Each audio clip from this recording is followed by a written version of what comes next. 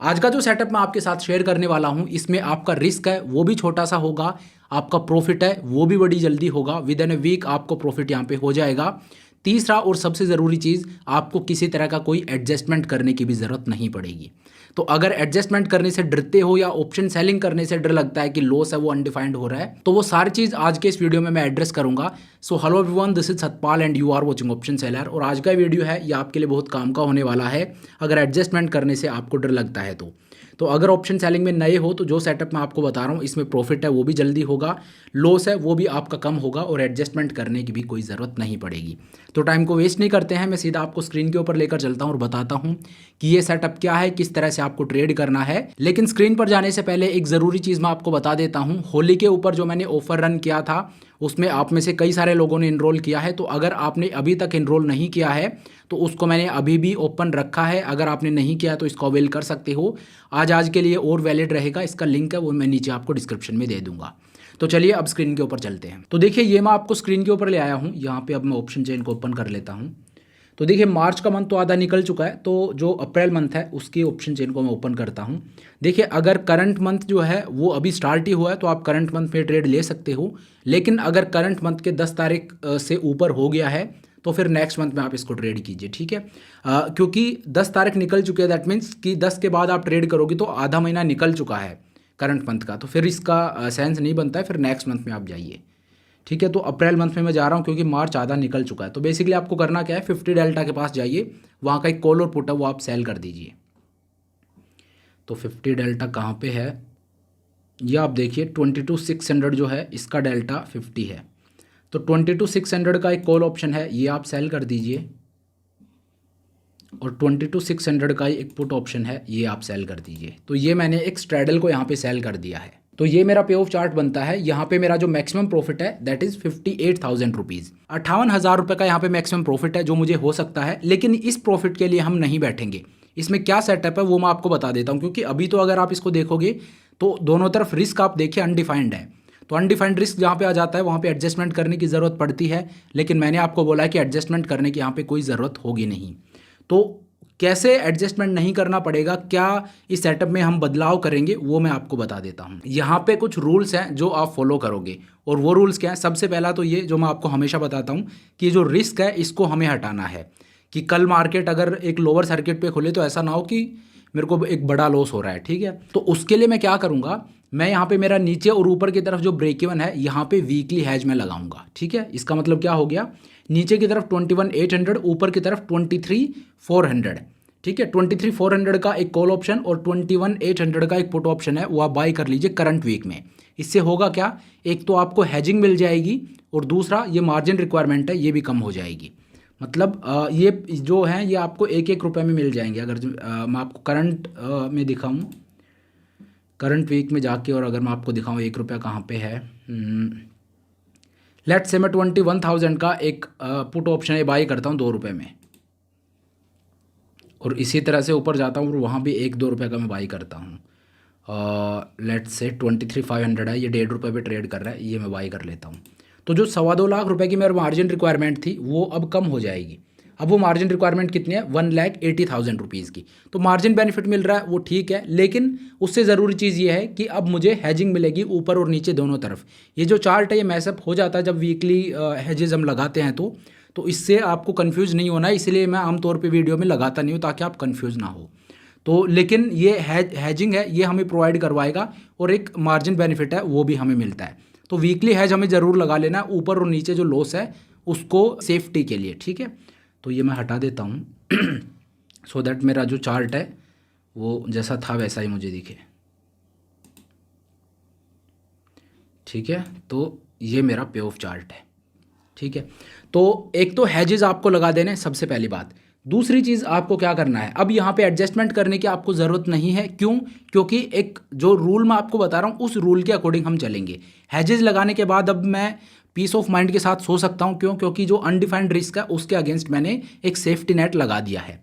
अब आपको क्या करना है, अब यहाँ पे आपका मैक्सिमम प्रॉफिट है 58,000 रुपीज़ का है, लेकिन ये प्रॉफिट मुझे नहीं चाहिए। मैं यहाँ पे क्या करूँगा, यहाँ पे 2 रूल होते हैं कि आपका जो प्रॉफिट है, जो नेट प्रॉफिट है, इसका 50% आपका टारगेट होगा। दैट मीन्स यहाँ पे 58,000 का प्रॉफिट है तो 28,000 के आसपास आप मान लीजिए, 29,000 मेरा टारगेट होगा कि उतने प्रॉफिट तक मैं बैठूंगा कि इसका मैक्स प्रॉफिट का जब 50% हो जाएगा तो मैं लेके निकल जाऊंगा, और मैक्स प्रॉफिट का 1/4, दैट मीन्स अगर 28 है तो 14,000 आप मानिए, 14,000 अगर मुझे लॉस हो जाता है तो मैं निकल जाऊंगा।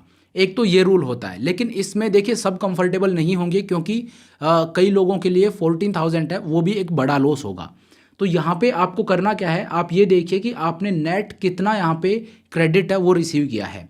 तो ऊपर की तरफ आपने 382 का कॉल ऑप्शन सेल करके 382 रुपीज़ आपने रिसीव किए हैं 22,600 का कॉल ऑप्शन सेल करके, और नीचे की तरफ 392 जो है वो मैंने प्रीमियम रिसीव किया। तो नेट आप ये मानिए 800 रुपये का प्रीमियम है वो मैंने यहाँ पे रिसीव किया है, ठीक है। तो आपको करना क्या है, ये जो 800 का प्रीमियम जो आपने रिसीव किया है, ये अगर 400 पे आ जाएगा तो मैं प्रॉफिट बुक कर लूँगा, ठीक है। मतलब कि नेट मैंने 800 रुपये का प्रीमियम सेल किया है। अब हर एक पासिंग डे के साथ थीटा डीके होगा, और थीटा डीके इस स्ट्रेटजी में बहुत फास्ट होगा, क्योंकि मैंने एक स्ट्रैडल को सेल कर रखा है, इसीलिए मैंने बोला यहाँ पे एक प्रॉफिट है वो बड़ा क्विकली होगा। तो आपको करना क्या है, 800 रुपये का प्रीमियम आपने रिसीव किया है, जब ये डिके होकर 400 रह जाएगा तो आप प्रॉफिट बुक करके निकल जाओगे 400 पॉइंट का। और अगर ये प्रीमियम है ये ऊपर चला जाता है 800 से 1000 पे चला जाता है, तो वो आपका स्टॉप लॉस बेसिकली हिट हो गया, तो वहाँ पे आप वो लॉस बुक करके निकल जाओगे। ये आपका बेसिकली एक सिनेरियो है। लेकिन स्ट्रैडल को जब हम ट्रेड करते हैं तो इस तरह का रिस्क रिवॉर्ड है वो आप बना सकते हो।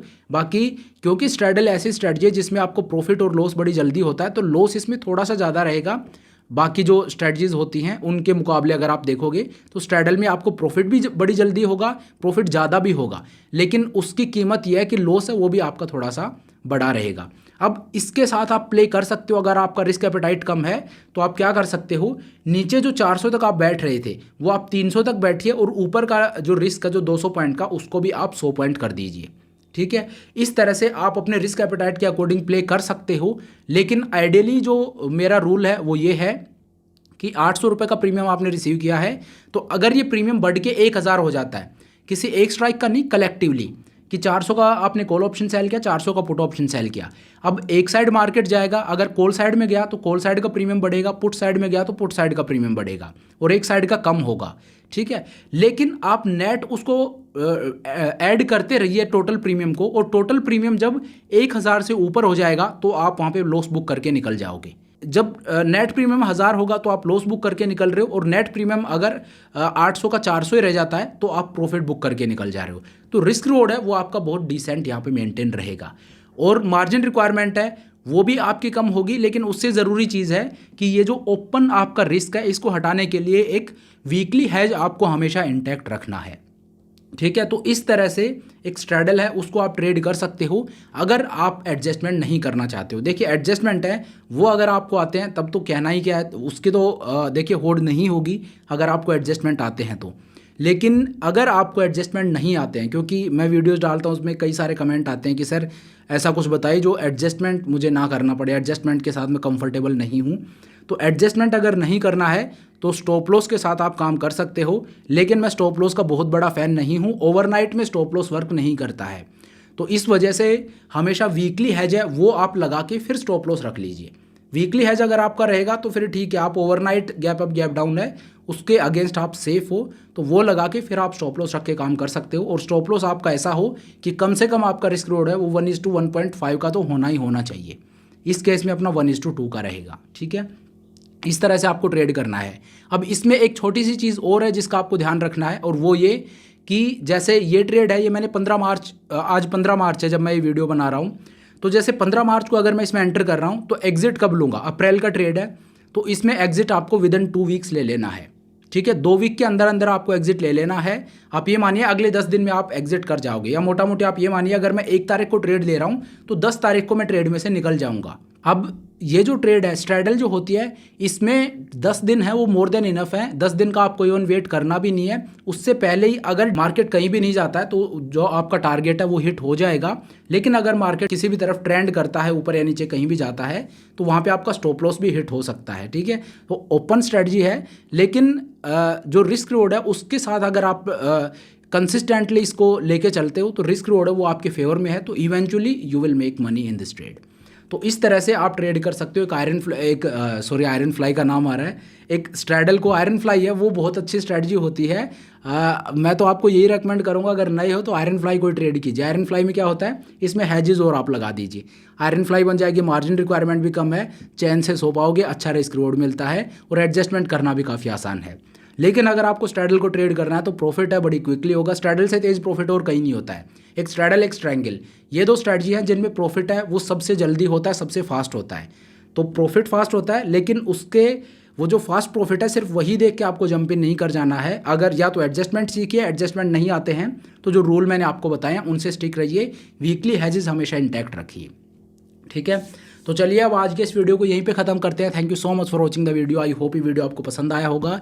अगर वीडियो अच्छा लगा तो मेक श्योर आप वीडियो को लाइक करें, चैनल को सब्सक्राइब करें। This is Satpal signing off.